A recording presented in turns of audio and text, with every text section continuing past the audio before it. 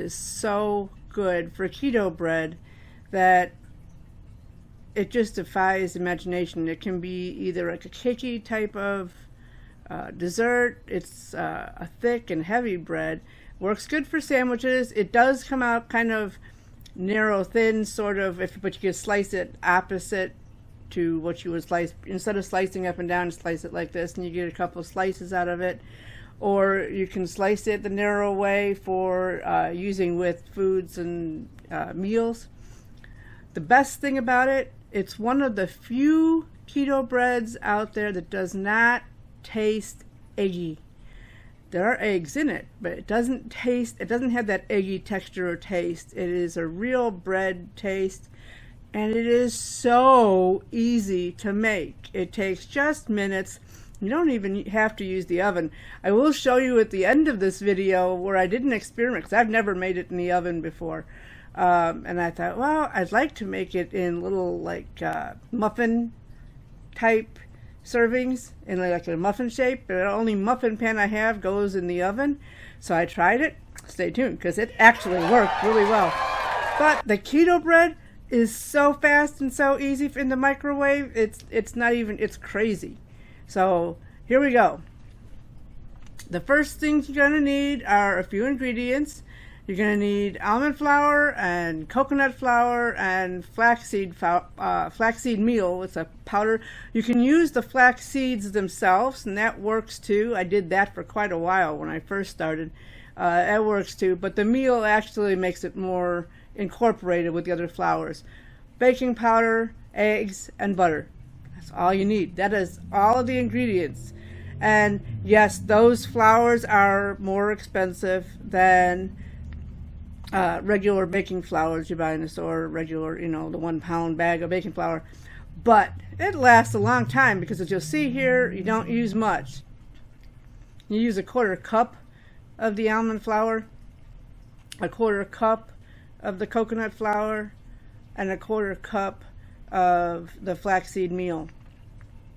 Also, this time I bought golden flaxseed meal. It's really the same as the regular flaxseed. The golden flaxseed makes the bread look all golden color, rather than with the black flaxseed you get the kind of rye bready look to it.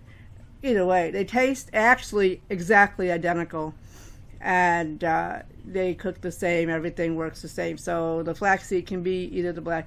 And you take 1.5 tablespoons of baking powder with all the flours, and you mix that up really well. It's really simple. It's really fast. While you're doing this, you can have your 2 tablespoons of butter melting in the microwave just to soften it up.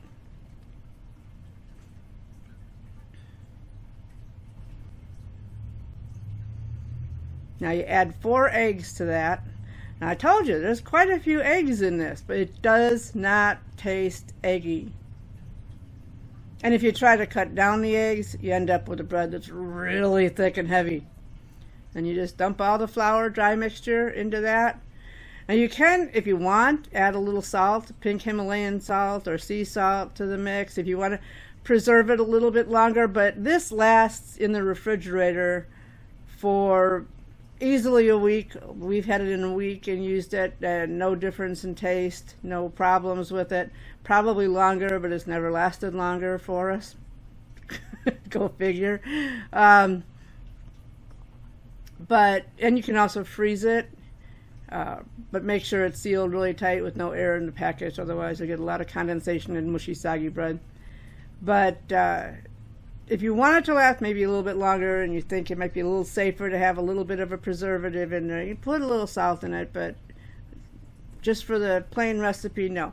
Now, that Tupperware container or any container similar shape will work. Spray it really good. I use G spray. G spray, which is clarified butter. I have another video coming up on the types of oils that are good and the types of oils that are bad for your health. Not necessarily keto, but for just your health in general. But using the G butter spray, the clarified butter, is an excellent choice. You can also use avocado spray, olive oil spray, Those work well too, because this is not in the oven. This is in the microwave, so there's little heat breakdown. But even if there was, olive oil spray and ghee spray work perfectly fine with heat. You want to avoid the olive oil spray if you're going to put it in the oven or on the stove or anything. And pat it in there really good. Here's the thing: you pop it in the microwave. 3 minutes. 3 minutes. That's it. 3 minutes and done. That's how easy that bread recipe is. Now I am going to cut fast forward, but in the meantime, you see I'm getting things ready. I'm not going to show it all being mixed up again, you know, step by step, but I'm just going to put everything together, and I want to try the oven method. So that's what I'm doing right now. I'm mixing everything up to try the muffin recipe, to try putting it in a muffin pan. Okay, here comes the first bread. This is what it looks like when it comes right out of the microwave in the Tupperware container that I showed you earlier.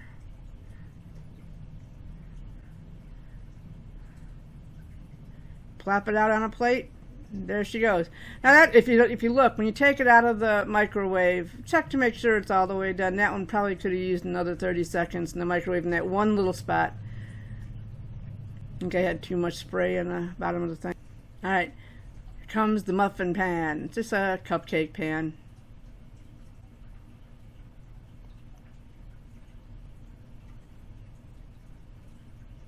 Actually makes about 5 full tins of muffins. And into the oven. About 25 minutes at 350.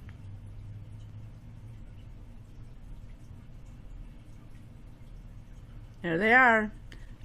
What I liked about them, these had a still really good, but a different texture, more of a muffiny, and they had a crisp crust around it, the whole thing.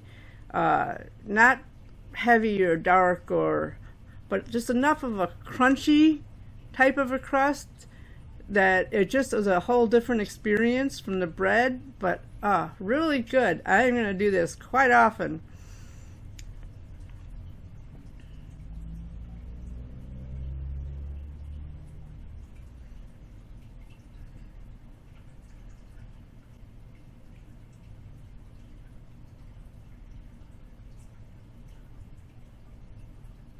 There they are.